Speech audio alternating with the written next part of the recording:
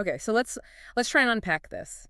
Today we're diving into something that is profoundly heavy, but I think really essential. Absolutely. It's this idea of how childhood trauma doesn't just, hurt you emotionally. It can literally fragment your personality into separate warring parts. And that's our mission for this deep dive. Hmm. We're looking at a specific clinical model that actually defines these fractured parts, these ego states. Right. It helps us map out who's fighting for control inside someone's head, the functional adult, and then these really destructive non-integrated parts. And structural fragmentation might sound, a bit academic, Hmm. but the implications are so practical. I mean, this model helps explain why really smart, capable people can just repeatedly sabotage their own lives. Or destroy relationships, Yeah. or suddenly flip from being a vulnerable victim to a cruel bully. It's that instability. This explains so much of that. Exactly.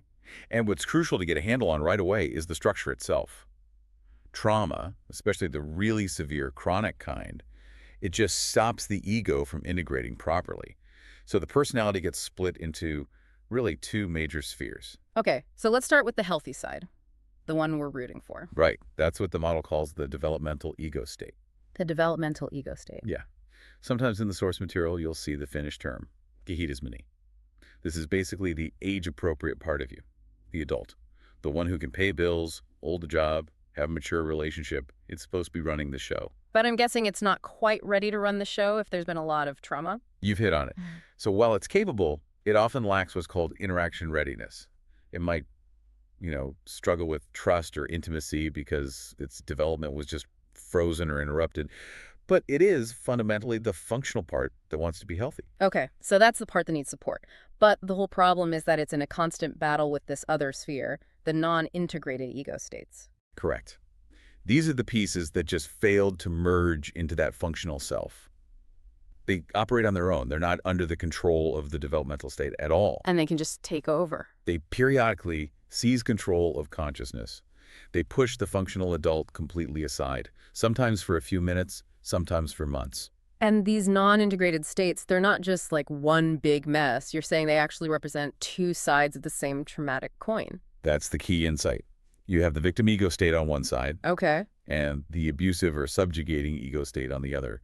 It's the experience of powerlessness and the experience of aggression, all in one person. They are two faces of the same original trauma. So let's really dive into that first one, the victim ego state. What is that fractured part of the personality? What's it actually looking for? It's driven by this unconscious search for everything it missed in childhood. It demands compensation for all these perceived injustices. But you can't ever really get that back. You can't. So it lives in this perpetual state of, defiant deprivation. It's always feeling wronged.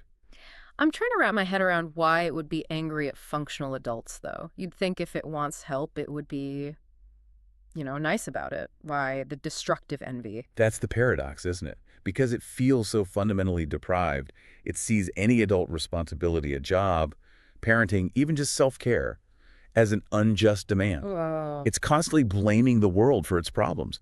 And so a functioning adult, your colleague, your neighbor, they're not seen as a role model. They're seen as an exploiter or like an inadequate parent who failed to give the victim state what it deserved. So my success is actually an attack on you. It's taking resources that should have been yours. Precisely. And this part is incredibly skilled at manipulation. It uses guilt and pity to get things from others. But here's the trap. Okay. The victim ego state is never, ever truly grateful. Yeah. And critically, no amount of compensation is ever enough. It has to stay needy to keep its identity. Which brings us to this analogy from the source material that is just so powerful.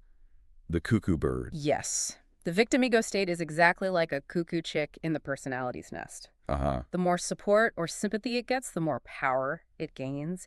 It just demands more and more resources, getting bigger and bigger, and it gradually displaces and starves the actual functional developmental ego state. Though helping the victim state is actually, it's helping destroy the healthy self. Yeah. That is a chilling idea. Yeah, It means this part is actively working against the person's own well-being. absolutely. It seeks to sabotage any progress the developmental state makes. Think about a person who finally gets into a good school or a healthy relationship. Right. The victim state will often engineer some sudden act of self-destruction, a bout of depression, substance abuse, self-harm. Anything to make sure the functional adult doesn't get to thrive. And this isn't just an internal thing. This destructive envy can bubble up externally, right? Sometimes in these really alarming group behaviors. Yeah, the sources bring up a really sobering example from the 2011 London looting. There was a participant who was actually a social worker, a functioning adult. No way. And she later turned herself in, saying she just could not understand what happened, what had displaced her responsible self and made her join in that destructive chaos. It was the cuckoo bird taking over in a public way. That moment of confusion, who was that? That's the perfect way to get into the other side of this, the abusive or subjugating ego state, the flip side of the coin. Right. So if the victim state is all about deprivation and entitlement, the abusive state is about destructive superiority. And where does that come from? It comes from identifying with the person who caused the trauma in the first place. They don't just remember the aggressor. On some level, they become them. It's a way of internalizing that power as a defense. Okay, so the victim part feels worthless, the abuser part feels superior, but they're in the same person. How does the psyche even manage that contradiction? It alternates, they switch back and forth constantly, and this creates just incredible instability. When the abusive state is in charge, the main defense it uses is projection. So to avoid feeling its own worthlessness... It throws those feelings onto other people. It just casts them out. And once you project that worthlessness onto someone else, what do they become to you? They become contemptible, worthless, evil. And this explains that classic bully-victim loop. Someone who was relentlessly bullied and made to feel small can suddenly flip and become the aggressor, acting superior, belittling everyone around them. They're just trying to get rid of their own inner shame by sticking it on someone else. And this internal mechanism, I mean, you can see how it would have massive social consequences. It really does. I mean, on a bigger scale, this kind of psychological shift, this need to project inner feelings of inferiority onto some external scapegoat. Well, the source is cited as a common psychological background for things like racism. Right. You designate an entire group of people as worthless, and they become the container for all the self-contempt that the abusive state just can't handle internally. The gravity of this theory really, really hits home when we bring it to probably the most critical area of all, parenting. Because the trauma doesn't just stop, it gets passed down. Oh, absolutely. When the victim ego state is in charge of parenting, that parent is just. They're incapable of providing proper care. Their focus is completely internal. They often parentify the child. Treating them like a little adult. Like a little spouse or therapist. A source of security that the parent themselves never had. Which is a complete reversal of roles. And if we go back to that envy part, I'd imagine the child's own needs feel like competition. They do. The victim state parent can feel, real hostility or envy toward their own child for getting the care and attention they receive. And this can lead to neglect or even harm, which the parent then rationalizes. As discipline. As necessary discipline because the child is being so demanding. And then there's the other side of it, what you call the pampering trap. Yes. In that case, the parent projects their own victim state onto the child. So they smother the child with care, but it's not the care the child actually needs. It's not about the child's development. Not at all. It ignores their need for boundaries or challenges. The pampering is only there to serve the parent's need to finally care for the hurt child inside themselves. The real child just becomes a prop. And what's just so heartbreaking about all this is the sudden, unpredictable shift. Imagine being that child. 1 minute, you are your parent's closest confidant. You're the one holding everything together. The next minute, the parent flips into the abusive state. And you become the target. Instantly.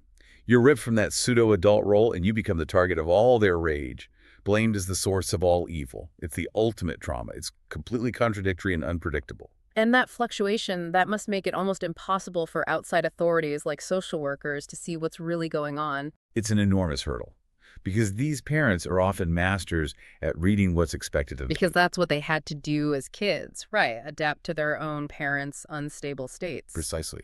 So they can act the part of the ideal nurturing parent for a short meeting. They can put on a convincing show. They know the script, even if they can't live it. So if the damage is this deep and this internal war is so violent, what's the therapeutic answer? I mean, how do you even start to heal a self that's actively trying to destroy its own best parts? The main method the sources outline is something called empathetic description. Okay. And what that means is the therapist basically takes the patient's position and describes a situation with them. They narrate the experience without jumping to external analysis or interpretation. So you're not triggering the defenses of those other states. You're trying to bypass the guard dogs. Exactly. The whole goal is to help the patient find the genuine, raw feelings, the fear, the sorrow, the legitimate rage of their threatened, authentic self. You're trying to create a safe space for that developmental ego state to finally exist. That sounds like a really delicate balancing act. What does a therapist actually do to manage the chaos while trying to nurture the healthy part? Well, first, the therapist has to set really firm boundaries. They can't let the rampage of the non-integrated states take over the session. Right. So the victim state isn't allowed to dominate with manipulative demands, and the abusive state isn't allowed to lash out. Those boundaries protect the healthy self. You're setting boundaries with the cuckoo bird. That's the perfect analogy. Right. And then, crucially, all the focus is put on securing and nurturing the developmental ego state. The therapist confirms the patient's right to their legitimate feelings and their age-appropriate needs. You're talking directly to the part that wants to get better. The part that genuinely needs help, that's capable of gratitude, and that will actually move toward a functional adult life. So that's the whole therapy in a nutshell. The therapist has to figure out when the patient expresses a need, is this the healthy adult asking for guidance? Or is this the victim state demanding compensation? That distinction is everything. Support for the developmental state always helps. It leads to growth. But any support that feeds the victim state just strengthens the cuckoo bird. It makes the whole problem worse. So this deep dive has really shown us that this kind of trauma isn't just about feeling bad, it's a structural problem. You have these parts, the victim, the abuser, and the healthy developmental self, literally fighting for control. And the whole point of therapy is to make sure the healthy adult self wins that war. And knowing this is so essential, not just for therapy, but for understanding the world around us. We've seen how the victim state can show up as destructive envy, how the abusive state projects its own feelings of worthlessness onto others. Which brings us to our final provocative thought for you to take away from this. How might recognizing the behaviors of the demanding victim ego state or the projecting abusive ego state in, say, social commentary or viral outrage or even in political movements, how might that help us understand motivations that are going on far beneath the surface of a rational argument? It really raises that important question of how often our own deep internal conflicts are being played out on the public stage, driving dynamics that just look social or political on the surface. A lot to think about. Thank you for taking this deep dive with us.